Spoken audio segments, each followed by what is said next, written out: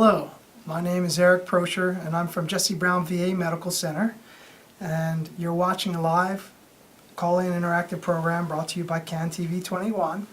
And during the next 25 minutes, we have a special guest, Joe Podlasek. Very good. And he's going to be talking about Native American Heritage Month and the amazing contributions that our Native Americans have had to the U.S. military, and some ideas about how the VA can collaborate to engage Native Americans. Correct. Thank you for those at home that have joined us. You can call in, ask questions. We have you can call at 312-738-1060. Thanks, Joe, for coming on to our program, our Veterans Issues. Oh yeah, my pleasure. What a great month to celebrate and close it out this way. Exactly. Thanks for the invite. So, can you tell me, first of all, I'm curious about the title, Trickster Art Gallery. Mm-hmm. What's that about? So I think that's our number one question. Okay. Trickster. What we wanted to do was bring people back to thinking culturally. Mm-hmm. And by doing that, Trickster for us, it's a lot of, there's many stories there, but a trickster is a spiritual educator that will help challenge you. So if you're looking at a piece of art, we could both look at the same piece of art and see different things out of it. Yes. Which is a beautiful thing. And then when you leave later and you're thinking about it, the trickster is at play then at sometimes, helping you choose a path of, is this what I saw, or is this what I saw? And you have to make a decision. So it's like the trickster in the tarot card reading? Almost, similar? yeah. They're similar, and there's jesters. But what we did is we did our research before naming it, and there's a trickster concept in every culture. It's archetypal. So it's our way of saying our facility is open to everyone. That's but great. we want you to think culturally. Yes. Be proud of your culture, your heritage, Yes. and come in and share that with us. That's very neat. So, just another off the top of my head, can you tell me a little bit about the role of art in the Native American culture? Oh, sure. history? Art, as it's known today, art has been very critical in who we are, and for us, it was a way of life. Years ago, the things that we used to do represented our culture, our heritage, and today they're called works of art. But we used to use them in day-to-day living. So using hides from animals, and using every part of the animal in ceremonies and living is now, known as art. And then there's other paintings and sculptures that is a way of sharing who we are as a people. So there's traditional older art, but then there's also what we try to focus on primarily, but not exclusively, is contemporary art. To show that there's a living, breathing community. We're not stuck in the 1800s. Yeah. So there's. Do you have some art here from the? Yeah, actually, one of the pieces that I brought is Robert Wapahe, who is a Chicago-based Dakota Vietnam veteran. So we have the honors of having quite a collection of his at the Trickster Art Gallery. We have a space that is dedicated, when you first come in, to all veterans. There's a Native Wall of Honor. So there's a section of their pictures, and then of their art is on the wall. Great. So we rotate that out. There's many very, very talented Native veterans that are artists. So we like to showcase them, and that's the first thing when you come in. That's the first thing you see. That's awesome. Yeah. What's going on in this photo here? So in this one, we have a gentleman praying down here, and Robert is a very traditional artist. And then these are the spirits that, as he's thinking, and he'd be smudging down here, which is a plant that we roll up and smudge for purification and just to cleanse ourselves. And through that, these are the spirits that he calls to help. Very cool. So we're very connected and very spiritual in that manner. And this is, whether you're a Plains Indian or a Woodlands Native person, nature is our place to pray. and do ceremonies. Okay. So for those of you that have just joined us, let me backtrack a little bit. We have Joe Podlasek from the Trickster Art Gallery, but we're here to talk about Native American Heritage Month and specifically the contributions of our Native American service members and veterans. I'm from Jesse Brown, VA, and so why don't you tell us a little bit more about your organization? Sure. So we, the Trickster Art Gallery is really a cultural education center that creates awareness. It'll always have a foundation of Native culture, but we do things in a multicultural way. We live together. Children go to schools together. Adults work together. So we, as long as it's traditionally and culturally based, we want to work with all cultures. So the message of inclusiveness is what I Yes, hear. but from a cultural perspective, because a lot of times people have assimilated to a general population type, and I always try to express, especially to the kids that come on our school tours, many of them don't know because they're multiple heritages. I said each one of those make up who they are today, so they should take the time to learn a little bit about, if it's 4 or 5 cultures that make them up, Yeah, they should take the time to learn that, not disregard them. right. I mean, it's so, there was such an emphasis in the past where there was a big melting block and people were encouraged to forget their native tongues and just blend into this American identity. Right. And now there's really going. So we're getting part away of that from resurgence of languages are important, Mm-hmm. Including our native languages. So it's great to see our younger generation is really getting back engaged. And, in some of the tribes, the language teachers are in their early 30s. Wow. So they're That's taking cool. the time to learn it. It's amazing. Yeah. So seeing that kind of cultural values getting reinstilled, Yes, and it's happening cross-culturally. that's great. So let's jump to the question about what is unique about the Native American veteran population. So with our veterans, and you know what, maybe we can show that quick clip. Yeah. Let Perfect. them speak for themselves, and then I'll help support that. All right. As American Indians, this is our land. We need to be here for it. And the only way to do that is to show America that we're willing to sacrifice our time to protect our nation.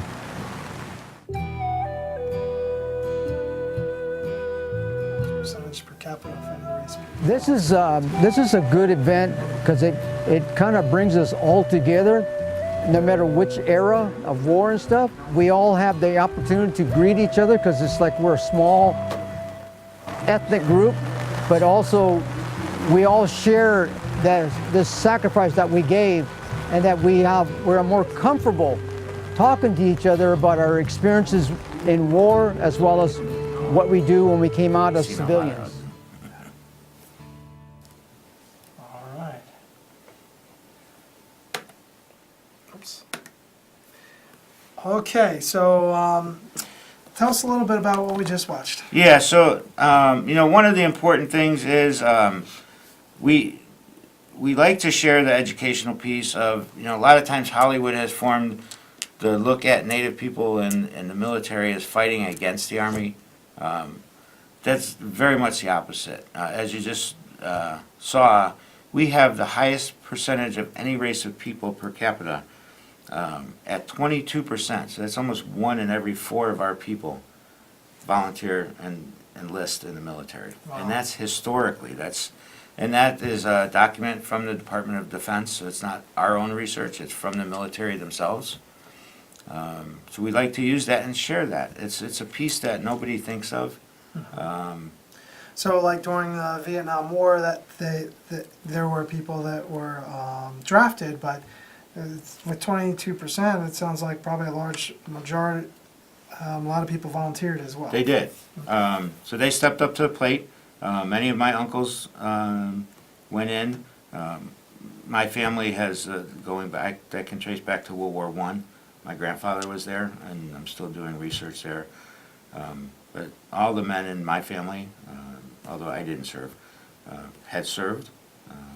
So we're very proud of that. And, there's gentlemen like, in the video, he's got a silver star, and, that's Charles Shea, Charles Norman Shea. He's a Penobscot native from, Maine. Right? So he comes into our event every year, and he was honored this year in 2017 in June, on D-Day, June 6, 1944, it was remembered in France, by naming a park after him in honor of all the native people that served during D-Day. So he had read, it's a great book. The project, Omaha Beach. Mhm. I don't know if the cameras are big. Yeah, well, you can do that, I wasn't sure. But to have him there, and then we had one of the Navajo code talkers join us. So having these heroes in history Yeah. joining us at our event is, Yeah, the Cold Talkers making the public, oh yeah, the recently. media, yeah, recently. But maybe we won't. Well, I would like go into to, that. from that, I would like to commend the president of the Navajo Code Talkers Association for speaking as a true president. He avoided that Yes. and spoke on behalf of our people and the Navajo Code Talkers and stuck to his points, Okay. as a president should. Good. Excellent.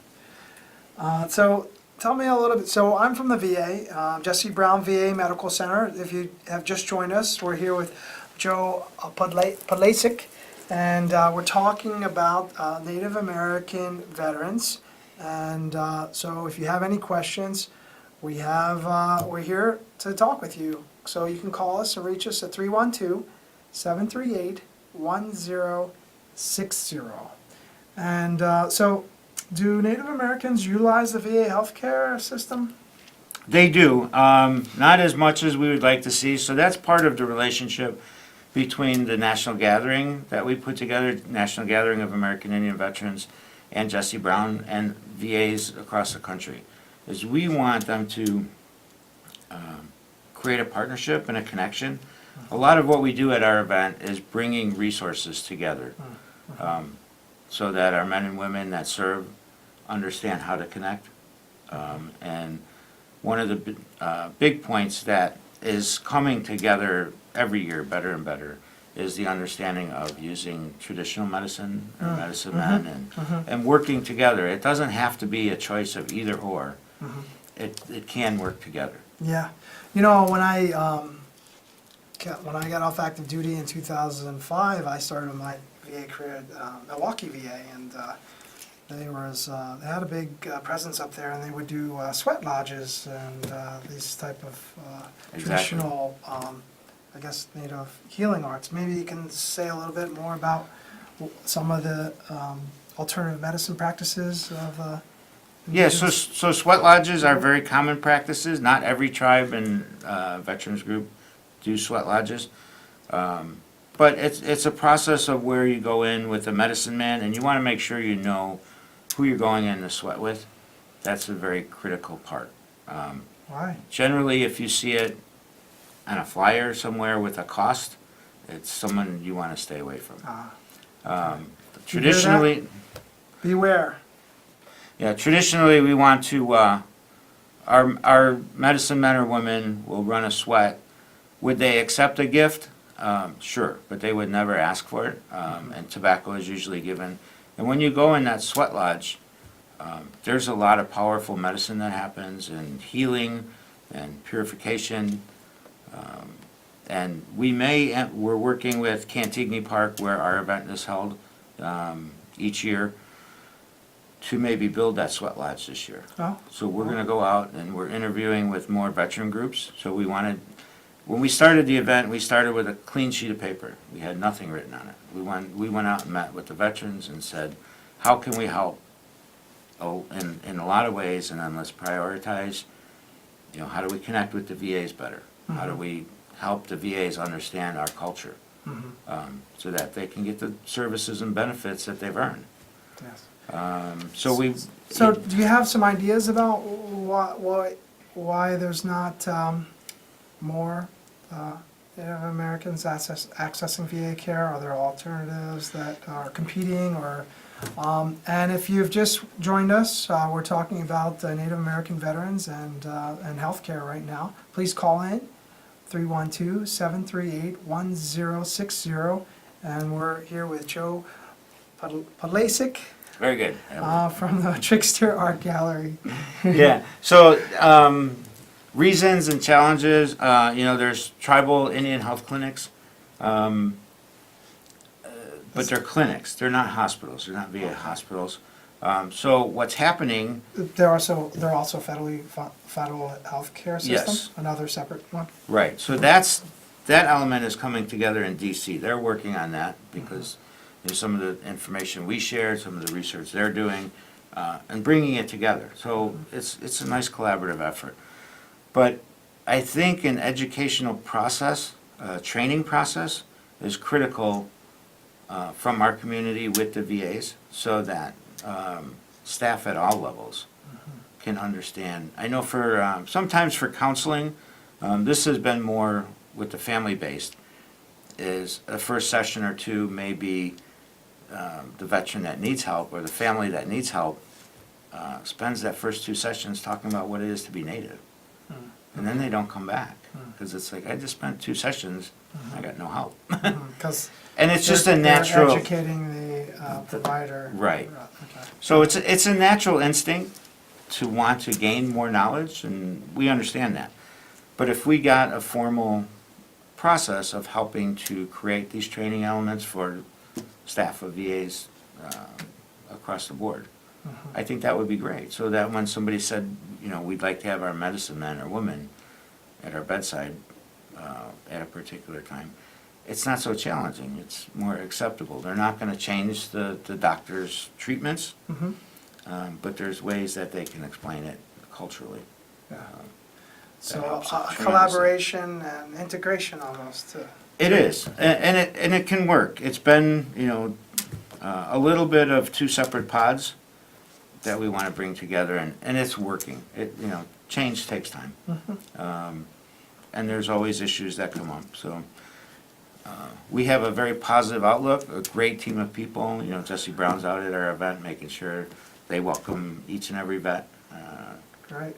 And what are some of the events, and are there any events upcoming? Well, we have 2 things. One of the documentaries we put together is called The Untold Stories of American Indians. And this is up for an Emmy this Saturday. Really? Yeah, so Wow. it's now Emmy nominated, which we were floored by. That's great. But it's really a tribute to all of the veterans' voices, and that's really what we did. We captured their voices and interviews at the event. The Untold Story. Right. So And that where can people view this documentary? So This they can- Emmy-nominated it's documentary. Emmy nominated, right? Emmy And nominated. I hope in a couple days we can say Emmy winner. Winning. Yeah, exactly. That'll be, you'll have to Right, reprint some, we'll get it, yeah, put we'll some get it stickers in. and put them on there. I agree. So we're ready. Yes. But they can visit it, the Trickster Gallery website. That's Trickstergallery. trickstergallery.com. For those that are in film, there's a website called vimeo.com. So if you're familiar with that, there's also a version that they can tap into there if they follow the Great. Trickster Gallery. Right.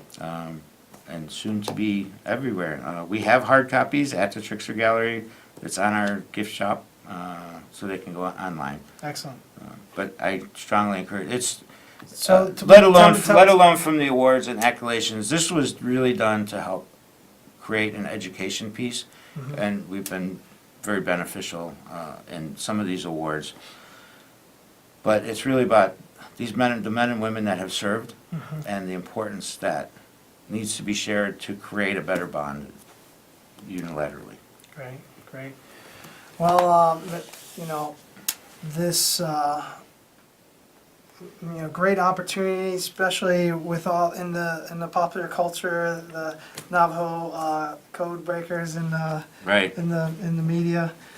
This might be an opportunity to get the word out to the masses. It is. There's a bit of history too that, we're very proud and honored by the Navajo code talkers, but they were in World War II. The first native language was actually used in World War I, and that was really? the Choctaw language. Really? And there's in the military, there has been 34 different native languages used, and none of them were ever broken. Wow. So that's why they kept them for so long before releasing that information. Most people know of one. There was actually 34. 34. Yeah. So know that. That's great. That's great. So we talked briefly about like alternative healthcare approaches like sweat lodges. Can you tell me about some other things that you might expect? Oh, sure. So there's what we call Ogichida training, which is more. How do you say that again? Ogichida. Ogichida. Right. So that's more of the woodlands veterans, tribes veterans training. So it helps them with the transition back to civilian life Oh. and understanding what a veteran's role is in community beyond carrying in the flags. Wow. So it's why is it important to engage community? You know, go sit with the kids. They look up to you. That's so Whether important. you're 25 just getting out Yeah. or you're 85. Yeah. Just to have your presence there Yeah. is important. And sometimes it's just there helping serve a meal, Yeah. sitting, reading with the child. I think that's so important. In fact, I read an article by Sebastian Unger a couple years, last year, and he was talking about how we work with veterans that come back from war and the disservice that our contemporary culture is doing with our veterans. And you can just look back in history and different cultures. And he used the Native American culture as one that really knows how to reintegrate veterans when they come back from war. And one of the big ways is by giving them a role. That's the key. Yeah. And sometimes it's hard. You know, we have a special emphasis on. One of the struggles we have is that's been identified is beyond Vietnam. They're identifying in reports as post 9/11. Anyone that served. Why would we identify by an act of terrorism anyone younger than Vietnam? So we're working on making it post-Vietnam eras, changing that name to, you know, as all the other wars, they were identified by their era, Right. rather than an act of terrorism. Yeah. That's interesting. But how do we, you know, there's different issues, different wars brought on different things, and not everybody comes back with PTSD. There's different things. Everyone comes back different. Yes. That's right. That's right. They're not the same, but how do we get them back in an active role? And then with the Ogichida training, it also teaches them about our Eagle staff. Tell us about the Eagle staff, because Yeah. we have a couple more minutes, 3 minutes left. Okay, So what is the Eagle staff? so our Eagle staff it was shown in the video, but our men and women, and this one, it's a small picture, but they carry in the Eagle staff, which is the first flag historically of these lands. I don't know if we can. I was trying to get that video back up. Where'd it go? I lost it. Okay. Okay. Um, So the Eagle it's a- feather staff is a staff. It almost looks like a shepherd skin staff, but it's full of eagle feathers, real eagle feathers that families and individuals give to the community staff or the veteran staff on behalf of those that gave their life for our country or for protecting the lands. So some of the staffs have 36 feathers, and sometimes an entire family was lost before they implemented some of the new rules of not every family member can serve. So there was a feather that sometimes has up to 200 people that are represented.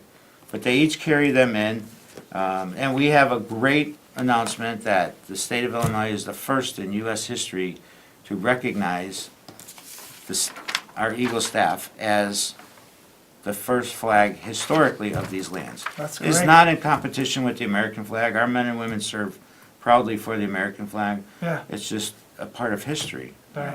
Well, that's great to be the Illinois is leading the way. It here. is, it And, is, it's nice. So our goal is to gain at least 30 more states and then get Congress to approve it also. Excellent. Well, We've run out of time. My name's Eric Prosher. This is Joe Podlasek, and or Podlasek, I'm sorry. And he represents the Trickster Art Gallery. I'm from Jesse Brown, VA. And if you have questions or you want to find out more about the Trickster Gallery, 847-301-2090. And you can learn more about Jesse Brown by contacting 312-569-5900. And please stay tuned for the West Garfield Park Youth Council. And also remember, if you need to talk with someone 7 days a week, 24 hours a day, there's the Veteran Crisis Line at 1-800-273-8255-TALK. Also check us out on Facebook, www.facebook.com/VA Chicago. Don't forget to get your flu shot. There's no appointments none needed at Jesse Brown, or you can go to Walgreens and identify your veteran status. Goodbye for now.